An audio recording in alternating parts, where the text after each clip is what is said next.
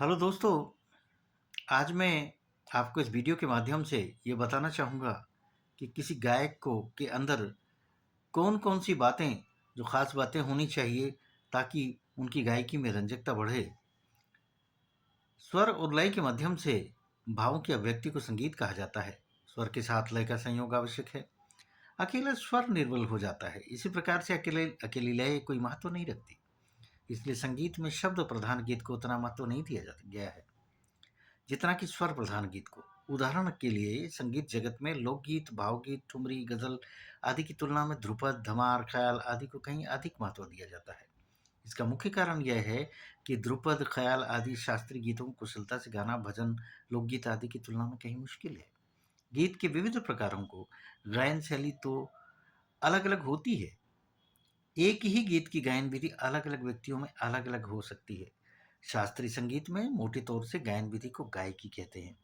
गायकी का निर्माण माह 2 माह या 1 वर्ष अथवा 2 वर्ष में नहीं हो पाता, अपितु काफ़ी समय लग जाता है। बल्कि यूँ कहिए कि गायक की प्रौढ़ता के साथ उसको गायकी का निर्माण होता है। प्रौढ़ता से तात्पर्य उम्र का नहीं है, बल्कि मस्तिष्क की परिपक्वता से है।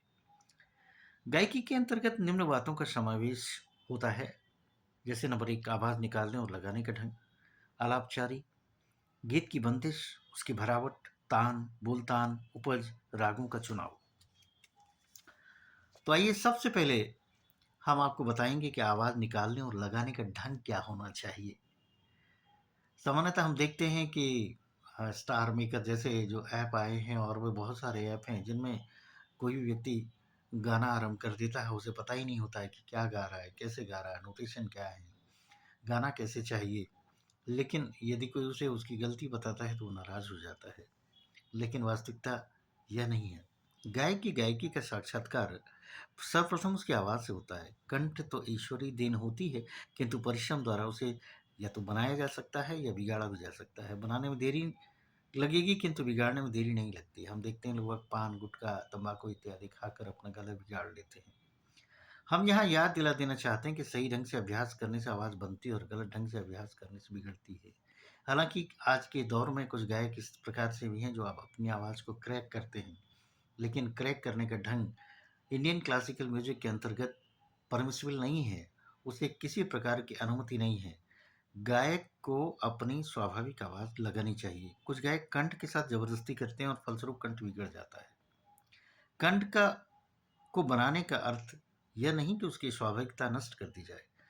हाँ, उसे आधार मानकर जहाँ तक संभव हो उसे परिमार्जित करना चाहिए। कुछ गायक ज़बरदस्ती अ, अलग-अलग प्रकार की आवाज़ें निकालने की कोशिश करते हैं। कुछ बॉयज़ गर्ल्स की आवाज़ निकालते हैं, कुछ गर्ल्स बॉयज़ की आवाज़ निकालने की कोशिश करते हैं, तो कुछ मिचकी से गाते हैं। इससे आवाज़ बिगड़ जाती है और उसकी गायकी सर्वांगीण नहीं बन पाती। आवाज़ में लोच होनी चाहिए और उसे इस योग्य बना लेना चाहिए कि प्रत्येक स्थिति में प्रत्येक स्वर समूह सरलता से गले से निकल सके। खड़े-खड़े स्वर कानों को अच्छे नहीं लगते। उनमें लोच और मधुरता होनी चाहिए। उनमें रंजकता भी होना चाहिए। इसके लिए वर्षों तक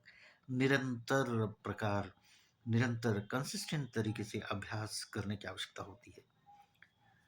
अब बात आती है आलापचारी का ढंग किस प्रकार का होना चाहिए। गीत के पूर्व या गीत के बीच जो राग विस्तार किया जाता है उसे आलापचारी कहते हैं। खास करके जब आप छोटा ख्याल गाते हैं या बड़ा ख्याल गाते हैं, जो कि रागों पर आधारित बंदिशें होती हैं, इनको जब गाने के पूर्व एक मूड बनाने के लिए और उस राग जिसकी छाया उस गीत में होती है, उसको हम ज़रूर लेते हैं, गाते हैं उसे।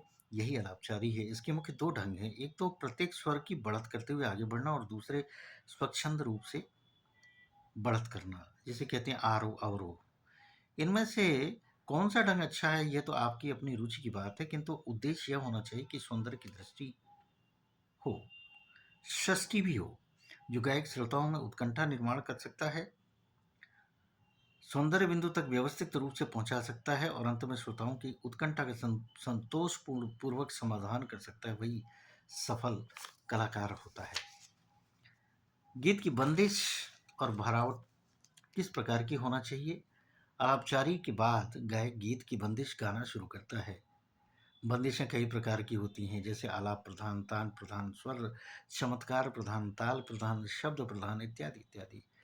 Etcetera etcetera. गायक अपनी इच्छा और कंठ धर्म के अनुसार बंदिश चुनता है और एक बार उसे स्थायी अंतरा सहित गा लेने के बाद उसे विभिन्न प्रकार से सजाते हुए भी गाता है। उसे इस बात का ध्यान रखना पड़ता है कि हर दूसरी विधि पहले से अलग हो और इस प्रकार वेरिएशंस लाए जाएं और अधिक सुंदर हो। इस क्रिया को बंदिश भरना कहते हैं।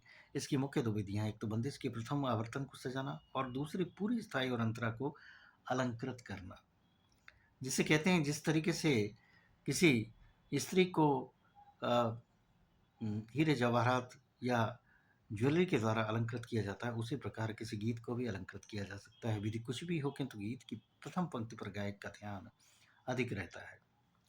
अब बात आती है तान, बोलतान और उपज किस प्रकार से होनी चाहिए। तान बोलतान की उचित मात्रा सौंदर्य विधि में सहायक होते हैं, किंतु इनकी अति रसात्मकता नष्ट कर देती है।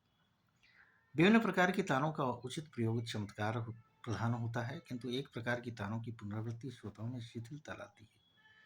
नवीन स्वर समूह का तत्काल प्रयोग उपज कहलाता है। कई बार हम देखते हैं लगभग फिल्मी गानों में भी हम देखते हैं, सारेगामापा जो आता है उसमें भी देखते हैं कि बहुत सारे गायक अपने अपने तरीके से किसी गीत की मौलिक रचना को, मौलिक नोटेशन को थोड़ा सा वेरिएशन ला के बदल देते हैं, उसमें रंजकता ला देते हैं। कई बार वो बिगड़ भी जाती है, लेकिन ध्यान ये रखना चाहिए कि बिगड़े नहीं, इसलिए वेरिएशंस या उपज जिसे कहते हैं इस प्रकार से लाने का प्रयास करना चाहिए कि गीत में रंजकता बढ़े और श्रोता मंत्रमुग्ध हो जाए।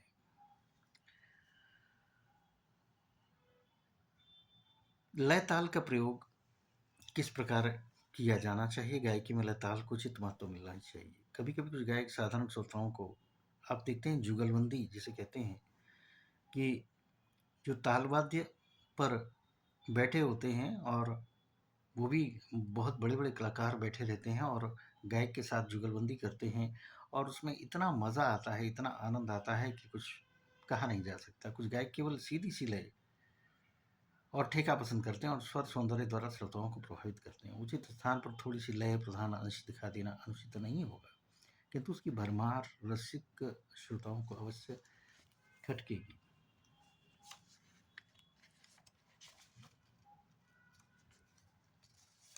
बहुत सारे ऐसे राग हैं जैसे कि केदार, पुरिया और कुछ उत्तरांग प्रधान राग जैसे बसंत, परज, बहार, अड़ाना आदि।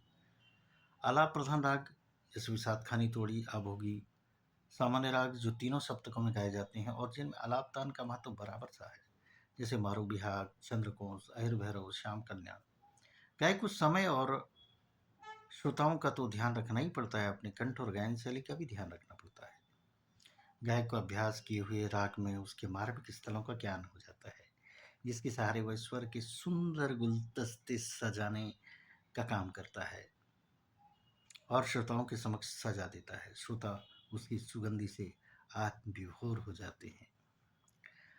तो दोस्तों, ये था गायकी के संदर्भ में एक गूढ़ एक सब्जेक्ट पर मैंने आपसे आज बात की है। यदि आप गायकी में कंसिस्टेंसी रखना चाहते हैं और रियाज करते हैं तो निश्चित रूप से आपकी आवाज़ बहुत अच्छी धीरे धीरे होती चली जाएगी।